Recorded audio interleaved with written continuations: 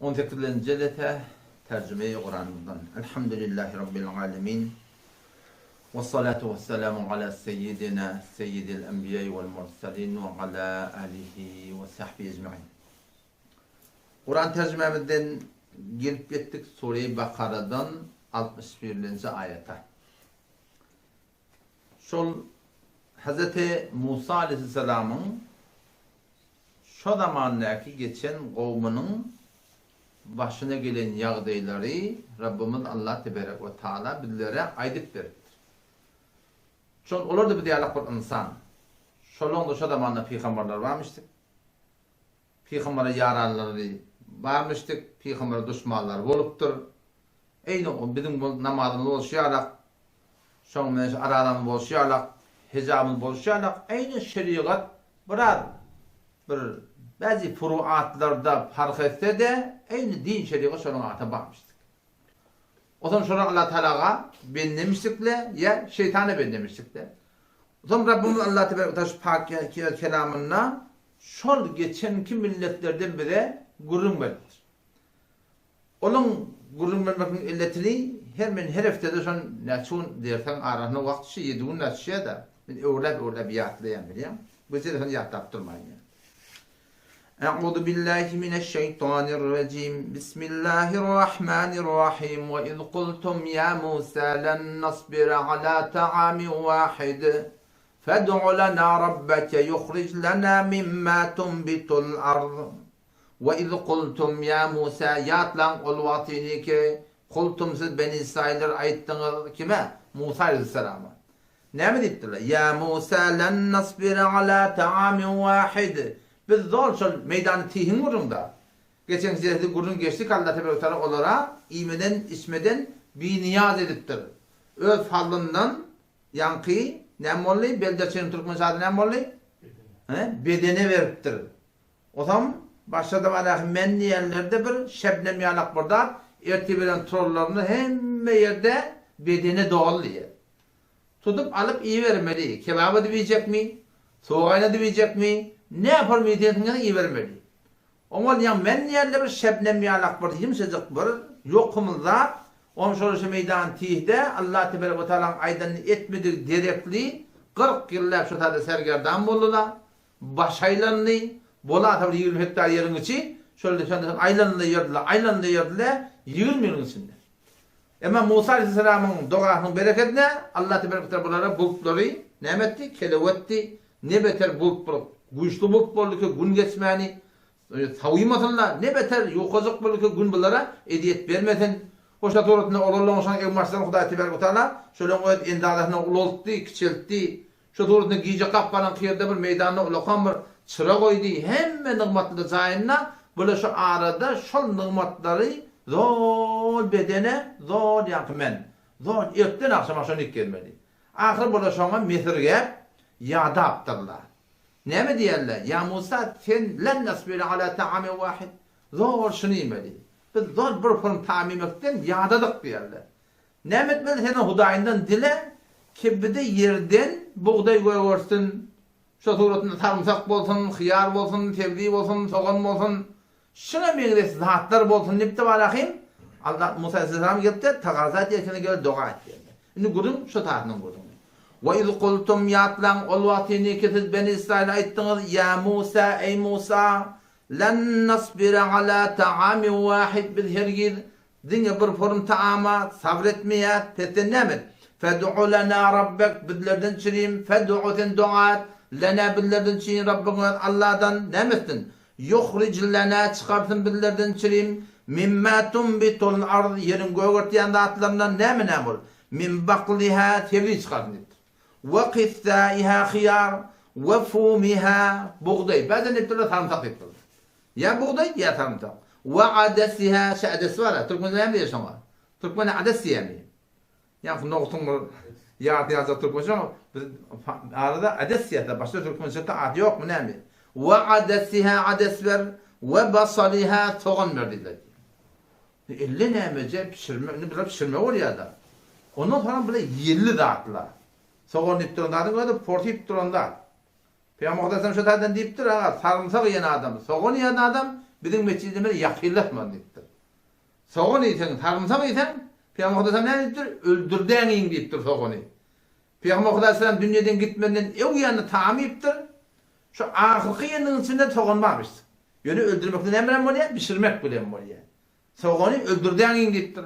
Eğer bir vakti öldürmen deyten, yani çiğdiğini iten de, şondan sonra meçhide baracak bolsan, bir kulata ağdını bir itlendiryen, şon avi, portu itin ayıryan, kamerden dandır, bardattır, şona meynesada kullanıp, o sen meçhide varmalı. Alakam şu duruşuna barsan, neyme? Şol Peygamber Aleyhisselam katı yok şöyle dadı.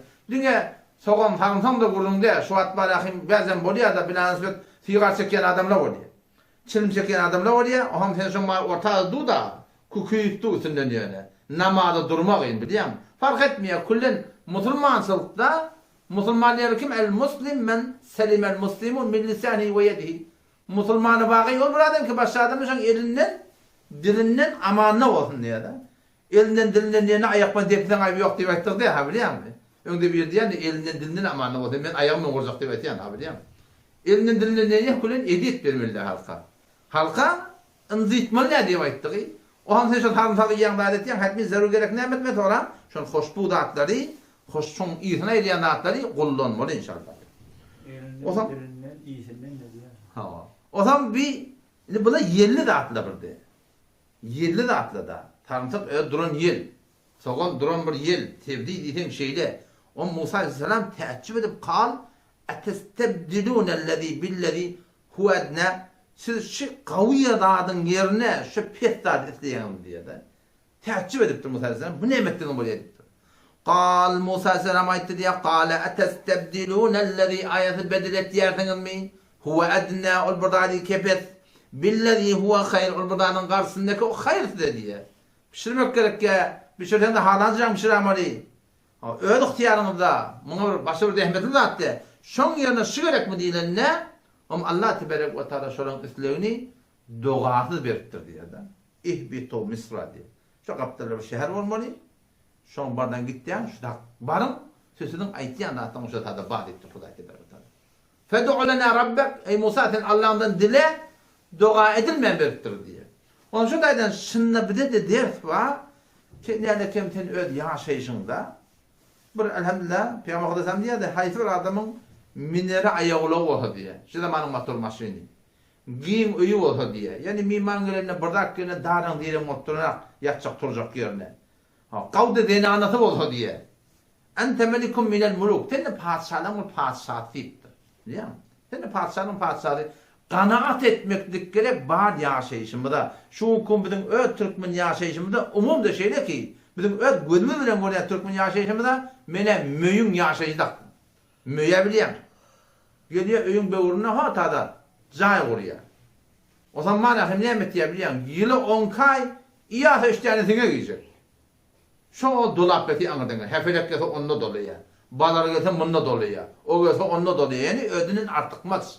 Qanaat edip dursa ýat bermez ýokşdänsek bilen. Öýle aýlanyp duran gelýär. Yo ýyly 10 kay talyma bilen, dokyma bilen, bejerme bilen, ulatma bilen ha Hefelerini alacak, kefelerini alacak, balarını alacak, singirini alacak. Ha, haydi bir alacak. Bir oradan geliyor, öýüň eýeti, türüsün görüyor, o kah böyle şeylerden.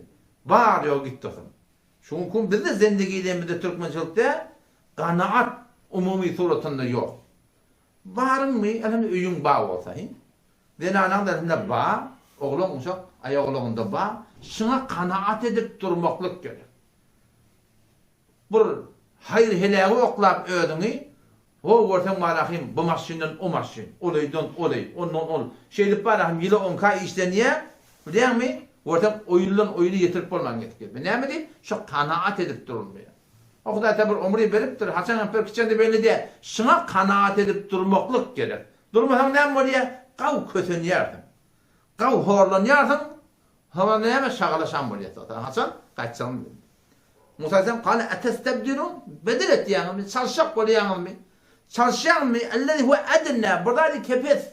Billezî huve hayr, burdadyň garşysyndaky hayr. Siz şuň aptaldan şunu ýetýärmi hawa? Gereňi bolsa ihbitu Misra, barın şu şähere ýeniňni. Fe inne lekum ma sa'altum. Sizin isleýäniňiz şonu bad etdir. Ýöne, şonuň isleýäne görä bolupdyr. Ama Hudaý Teala ol berendadyň gat edipdir diýär. Hudaý Teala ol beren bir nygmaty bar. Men ma, selwa wa, bedene wa, elle näme gelip duranda wagtyka nagadry etdiler, näşükür etdiler. Allah Teala oradan onu alqal bermedi soram diye. Sonra näme boldy? Gidip ekmeli boldular. Ormanı boldular. Täze bulady Yahudiler öz ýer ýurtlarda ýok, onuň munyň ýerini işläp, şo formur zillete hariye diye giriftar boldular. Ondan sonra وَضُرِبَتْ عَلَيْهِمُ الدِّلَّةُ وَالْمَسْكَنَةُ vuruluşolara اَدْدِلَّةُ zelillik وَالْمَسْكَنَةُ gariplik diye. O da Hudaýdan berenini gardan bilmediler.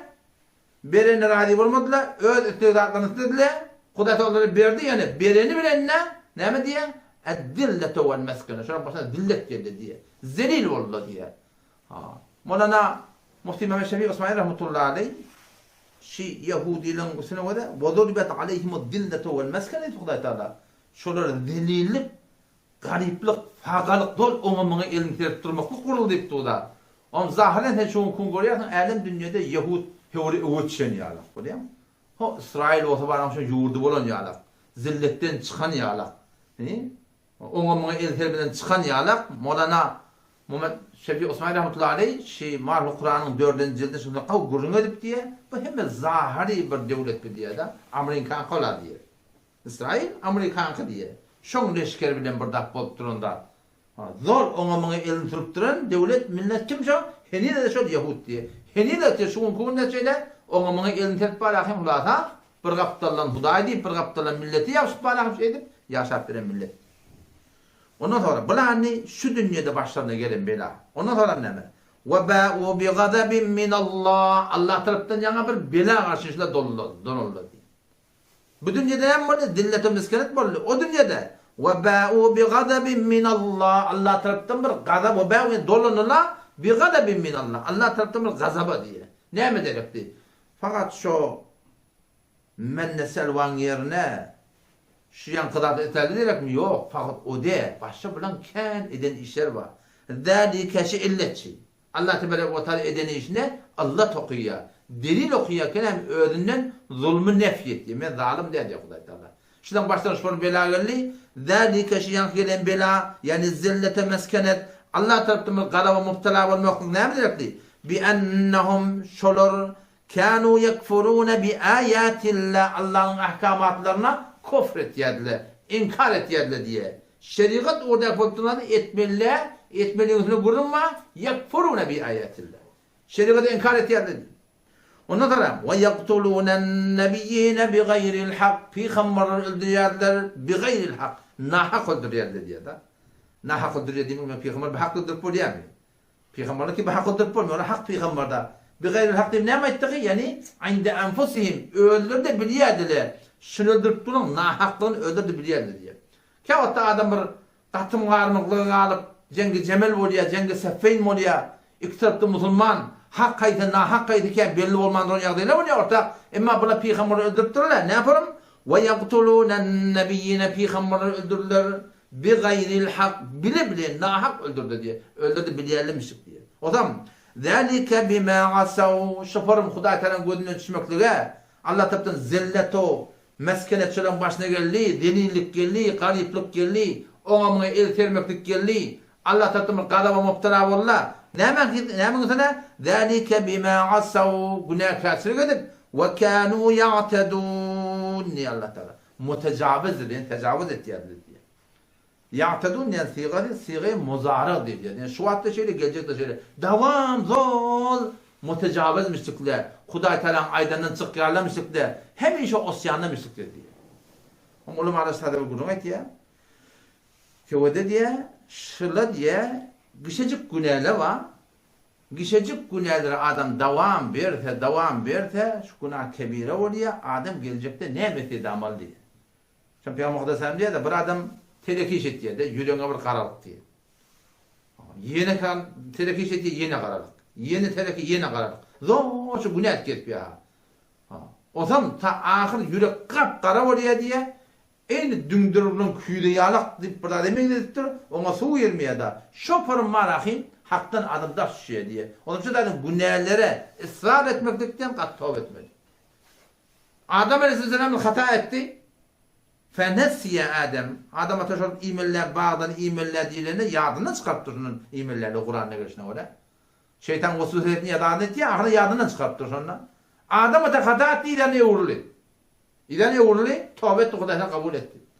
Ama iblis de hata etti Adam ata secde etmeyeni o ne etti? Israr etti. Öz günahını tevcih etti. Değil mi? Men oğuttan dedi falandan dedi. Şun konu Müslümanın çağatı eğer bir günah edip günahını bilip de yani peşiman olup da yalvardak bu adam atan oğlan uşaklarından biz.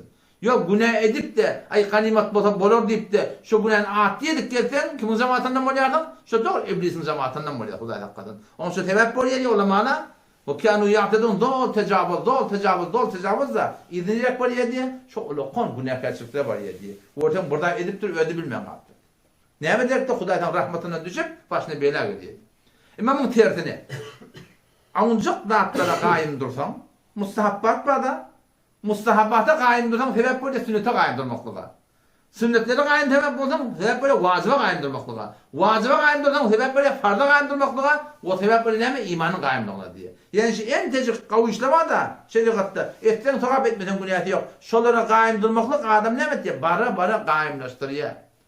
Ay fardında kuytak bolya da diye fardında durup da sünnetine hep böyle ne diye şobur gumrahim var ola kambur yoruş oluyor. O zaman Rabbim Allah Tebarek ve Teala 62. ayette bu tada nesi cemaattan söz açıktır. İnnellezîne âmenû bişek olur ki iman getirdiler. Şu kadim tercüme Kur'an okuyorsunuzda innellezîne hamana kesanike diye de bedorosike kesanike. Şu kadim Farsi şu hamana bedorosike bişek mana etmeli. Tekit bağdaştadır biliyor musun? İnne ne mana etmeli? Bişek. İnne bişek ma oluyor da. İnnellezîne âmenû bişek olur ki iman getirdiler erkeklerden denanlardan.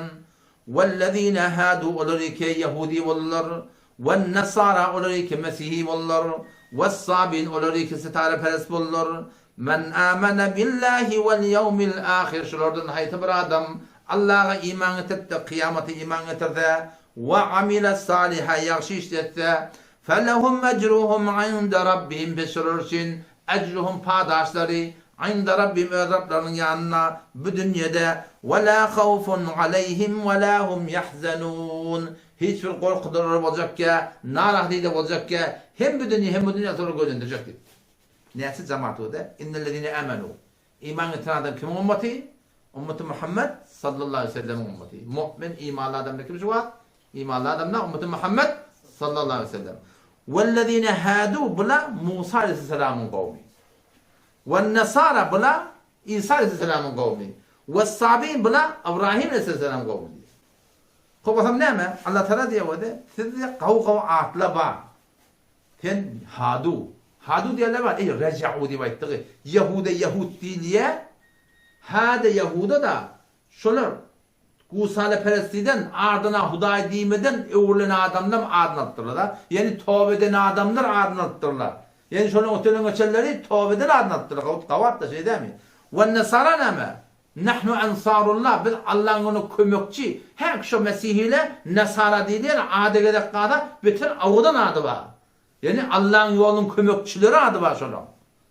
Şunu biliyor musun? Ve sabiyle sabi şıman adamdan ki varahim batıl yolunu el çekip varahim şu zamanından batıl yolunu tutada sitareperestler diye yıldızda Huday deyip verirler diye yıldızda mabut deyip verirler diye ama sabin bir manah ne mi? Batıl yolunu el çekip hak yolu giren de manadan bu diye. Şu manada çıkıyor. O zaman Allah Tebarek ve Teala şunları aydıp da soram her kim Allah'a iman etip de kıyamete iman etip de maksadı ne mi diye Allah Celle Celaluhu öyle oluyor müfessir şey diye ya. Yani o da uğra adına dayanma. Yani ben iman getirdim diyen. Ümmeti Muhammed ben diyen. Ben ümmeti Musa diyen. Ben ümmeti İsa diyen. Ben ümmeti İbrahim diyen. Bu ayetlerden peyda yok. Belki ne mi? Men amene billah. Ola demek ki Allah bilen Allah'a iman getirdi. Vel yevmil ahir. Kıyametine iman getirdi. Bollu mu adam? Yüreğe doğrulun diye. Yüreğime doğrulun diye. Allah Teala mi diye? Ve amile saliha. Şeriatı ve amel etse. Felehum ecruhum pes sorur için padaş ve sokakba inde Rabbim ve Rablarının yanına وَلَا خَوْفٌ عَلَيْهِمْ Onlar için korku olacak ya. وَلَا هُمْ يَحْزَنُونَ Narahatta olacak yerler diye. Peki yani Kur'an'dan peyda yok diye ayettir. Men hocam oğlu, men seydun oğlu, men kakam ahun, men bilmeye yine birdat, men işanın artığı.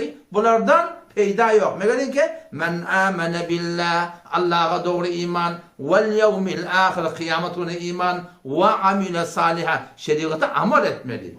Şu bizim aramızda şu ters duygu var da biliyor musun? Ay namaz okuyamadan okuyamak diye de öyle diye halka dererim diye yetenek diye. O sen öyle bir düzgün düzgün düzgünün şeriatın düzgününe zor gelen ağa.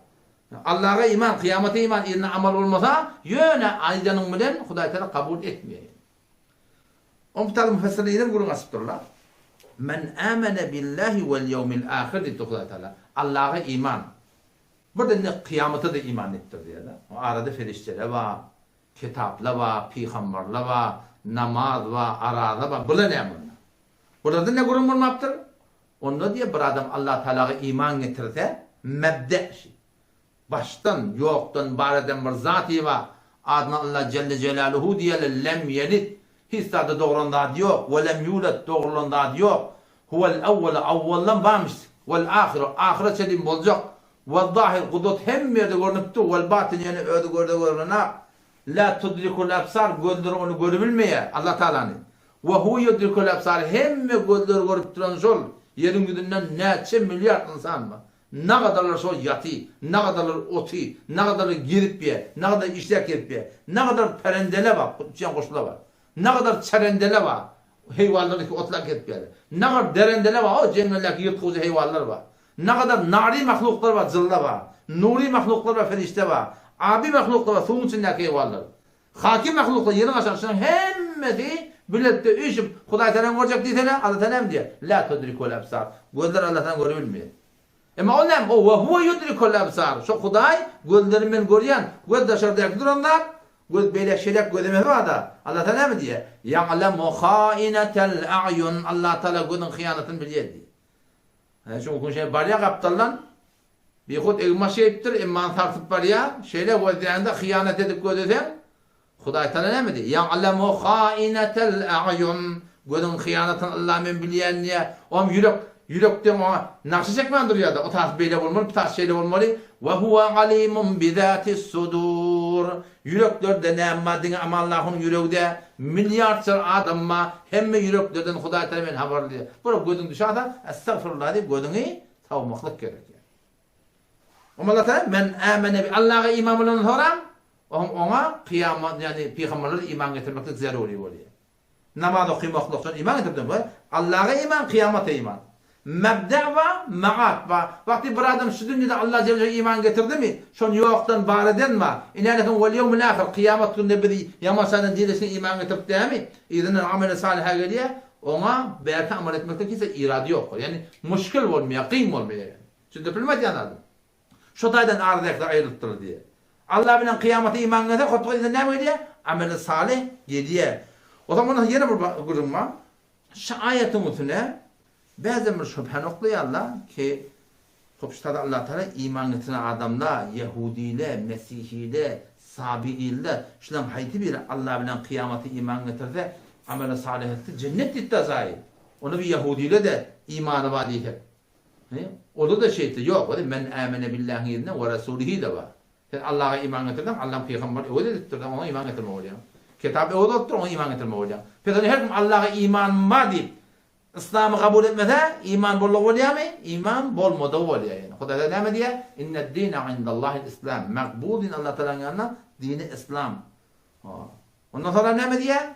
Her kimi ki ve men yebtegi gayrel İslam dine. İslam dininden başka bir dini ödüne dini kabul etse felen yok belemin. Herkes ondan kabul edilmiyor. Şimdi bilemedik anladın. O zaman şuradan şu ayette bana sana ders var. Yöne adın Müslüman olanın mı lan? Adın sünni olanın mı lan? Cennete girmeli diyen gurun yok. İnanırken izine ameli salih var yani. İşte ameli salih. Hop niftada yeni ulamalı gurun anlatıptırlar. Hop Mesihili de kıyameti imanı var da. Yok değil. Yahudiyle de imanları var. Allah'ta bunlara vel yevmil ahir deyip bunlara ne? Kıyamete de iman getirmelidir diye ona Mesih'i Yahudi'nin kıyamete doğru imanı yok. Doğru imanları yok. Ne yapalım imanları yok? Len temessenen nar illa eyyamen ma'dude diye. Biz Yahud kavmi eğer oda yanamalla bolsak şu 40 güneki ötellenge çelleme şu ardınan ilah tuttula mabut tuttula illa eyyamen ma'dude şu belli sağlığınla şu kadar biz cehennemde yanıyor. Sonra biz yanmayatıyız diye. Nahnu ebnâullâhi ve ahibbâhu biz Allah'tan oğlunu şunun hükmüne değil diye. Şu kadar Huda bizi kavur ya. Biz hemişeki cehennemde kalmayız. Kıyamette bizim partimiz var deyip durur biliyor musun? Kıyamette bizim partimiz var deyip durur diye. Allah Teala hemen ştada şu ne biriktir diye. Vel yevmil ahir kıyamet günü kim şefaat edip biliyor? Men dellezî yeşfe'u indehu illa biiznihi. Allah Teala izade vermeden hiç kim şefaat edip başarmıyor. Şu ne biriktir. İnnellezîne âmenû bişek ol adamlar olanlar ki iman getirdiler. Vellezîne hâdû olanlar ki Yahudi olurlar. Ve nesâra olanlar ki Mesihî olurlar. Ve sâbin olanlar ki yankıyıldılar, ilahtılı sabi olurlar. Men âmene billah haydi bir şolurdun Allah'a iman getirip de vel yevmil ahir kıyametine ananta ve amile saliha o da şerîgate vel amel etse felehum feşolur simbar ecruhum padaşlar sevapları inde Rabbim ve Rablarının yanına ve la havfun aleyhim olur için korku olacak değil ve la hum yahzenun gelecekte de olarak narahatıyla olacak değil. Bu kuruldu tokun. Yine Rabbim Allah Tebarek ve Teala tadı yine de şu Yahudilere şu geçenki zamanlarda edeni işlerine ettiler. Şu şerur millet. Yahud diye milleti katı şerur millet. Katı bir teleke millet. Çünkü adamın tohmu tici de adama eter koyuyor da. Enatan kavlu han eser koyuyor. Bunun enataları kim? Peygamber öldüren bir olayda kadın. O zaman bunlar şu zamanla baktı ki Musa aleyhisselam Kuhutur'a gidip de Tevrat kitabını getirenler kabul etti ama kabul etti ettiler. Kabul ya. İçindeki yanıgıldakları var ya Allah'ım. Zekat vermeli. Kadın şunun şey mi yersekti da. O zekat de vermeli ya. Pulundan vermeliktir. Namaz okuymalı. Arada tutmalı. Cihad etmeli. Bırdat etmeli. Bir de çeker dedi. Ben önce kabul etti diye. Sonra mı kabul edecek diye. O zaman Rabbim Allah böyle tadı şu Kuhutur'u düğümünden koparıp doğuşunun kirliliğini aşağı getirdi. Defendinden getirdi diye de. Kabul edecek mi edecek mi diyor. Kahrıkada zorşalıdır Rahman'ım.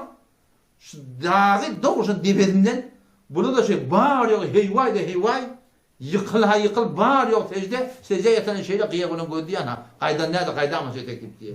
Yürekler yarıldı diye toplum bırak o da. Katı korkup çaresini mi tutmalarını boyun attırdı diye de. Şu tadan Huday Teala asıptı. Ve iz akadna yatlan ol vaktini ki bir Allah sizden allık misaqakum sizin peymanını değil. Mesela peyman ne mi? Şeriat amel etme olunuz. Tevrat amel etme olunuz.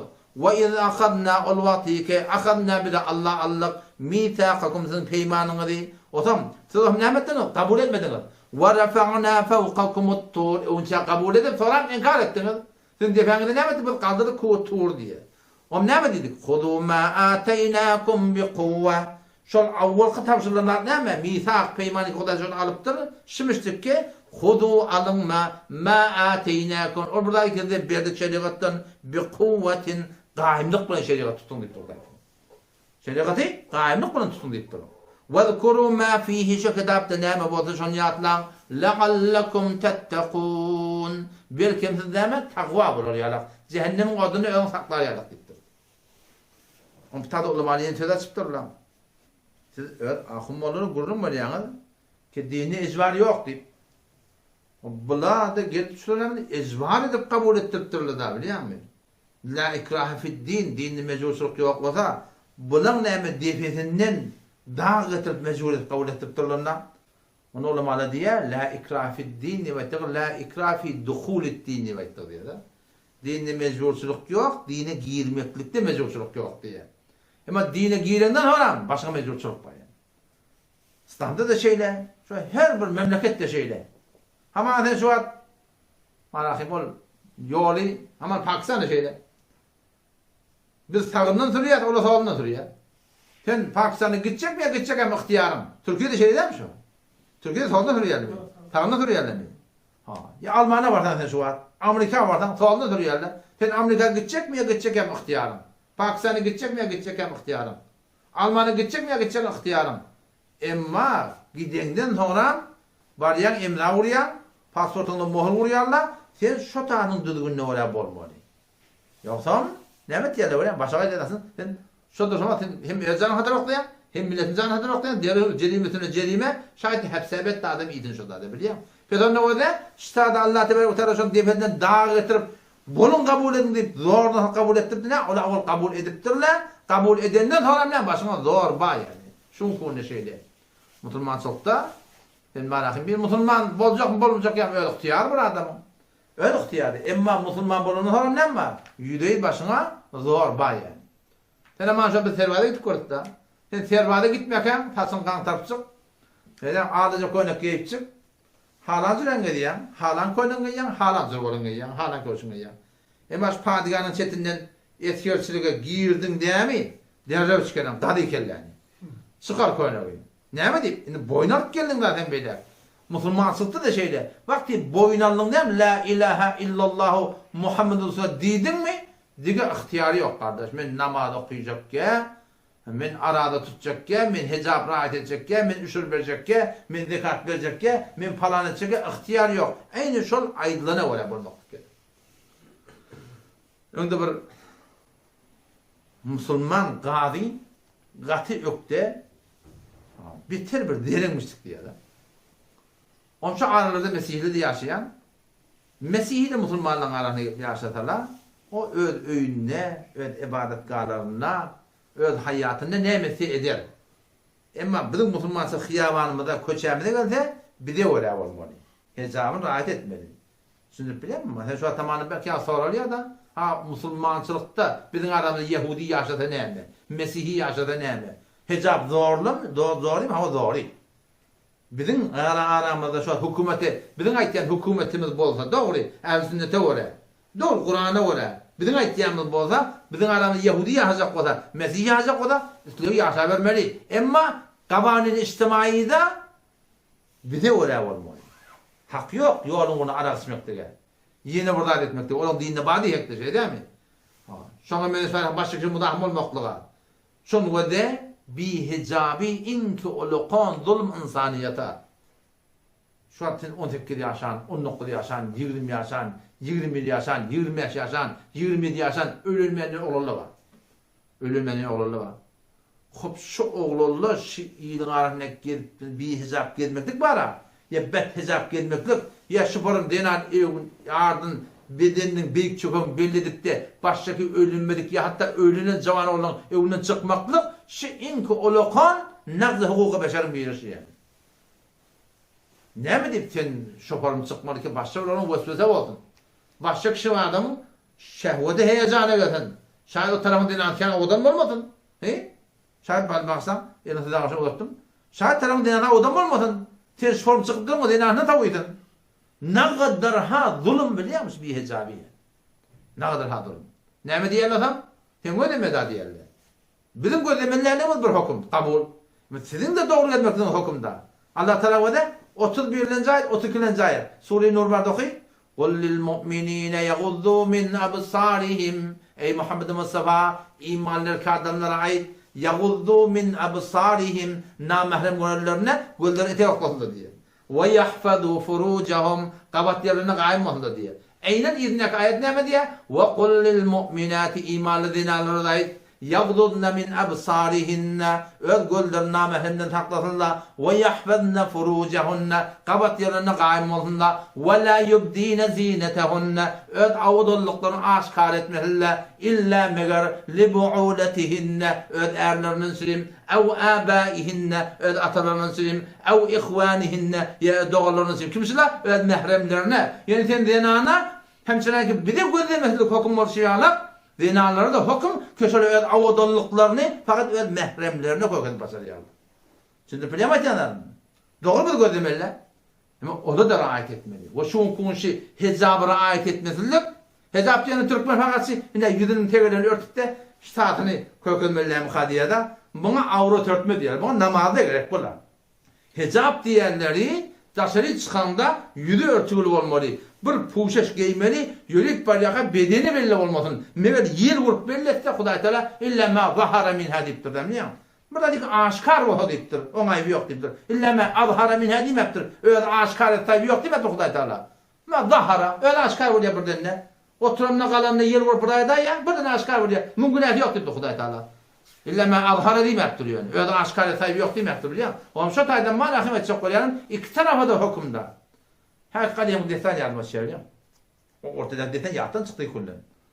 Bu kadem desan etip vereyim. O bir yaşlıların biri otobüse bindiler maşina. Odan cay yok diye. Ama ranenden şoförden niye oturacağım bilmem ahir bir tane yaşlı kıyının kapta onu tuttur diye. Bu da her küllerden çargıtsından, ilminden, yakadamından bu da yaşlılardan kıyameti iman vadım şeyler bu da kıydım sporum gelmeden kavda sen ümmet-i Muhammed'den haşizire sporum kıyameti var. Sen gödek vermedi gittir o da. Sen gödek vermedi gittir. Şeylem hava. Yaşlı ova sormalı ayağın etine köşünden aşağı kanam zorandı bir yerin çıkarak hem şey saklattır diye. Qiyqçı kul otobüsü vardı. Yan qiyırına yoğna mı ne mi? Portip var ya. Qarı deyip de izhap vermedi diptir ona. Te izhap diptir. Ağa bir hesap gelecek. Bir hesap gelecek. Onun ardından ona şehvetini, heyecanı tadıyamır gelecek ama sen gözeme daha diye. Sen gözemesen olaya mı ne Huday taqqan he? Sen gözüme hottoq der ya iyi niyet ki. O cavan oğlu ki öyle et belli. Olan yüreğine ot koyuyor biliyor musun? O şu taydan şöyle yarmış. O miyan Mesih'i ökte Mesih'iyle Müslümanın qadi var dedi mi? Bu Mesih'iyle şöyle ahne yaşayan Müslümanın arasında. O bir Mesih'i olmalı. Yani qadi bilen dost, kendi gideyim olmalı. O zaman ahir bir gün yani Mesih'i ditti, Cenab-ı Qadi ditti. Men Müslüman bulasım öyle ditti. Yönüşü meşru biteceğim ben ditti. İçki içeceğim ditti. Şunu terk edip bile bak ditti. Ama şunu burada edip olmam ditti. Ona qadi emin ditti. Hem Müslüman bol ditti. Müslüman hem sen kabul namazını aradan hem kabul. Şunu terk edip bile bak mı dedi. Qadi emin ditti. Hem tutarlamağını getirmeye burada eder ditti. Bol ya Müslüman muttur. Eşhedü en la ilahe illallah ve eşhedü enne Muhammeden abduhu ve resuluhu ayda Müslüman muttur. Tamam. Ama bunun ertesi gün yanına gelen dua kuvvete dittir. Biz Müslüman sıltı dittir. Şeriatı üç basar bir Huday Teala aytsan aytıp koyuptur dittir. Sen dua sor ketek ol. Şu kanun kardeş haberdar ol dittir. Tut getiratını dittir. Men dittir dana herkes bilmiyor. Çeyren döküp durdu diye de biliyor. Çeyren döküp diye bu yol oynaptı da Müslüman etmek biliyor. O da şu taydan aytacak olyanım. Biz hem şudatlara qati haberdar olmakla böyle.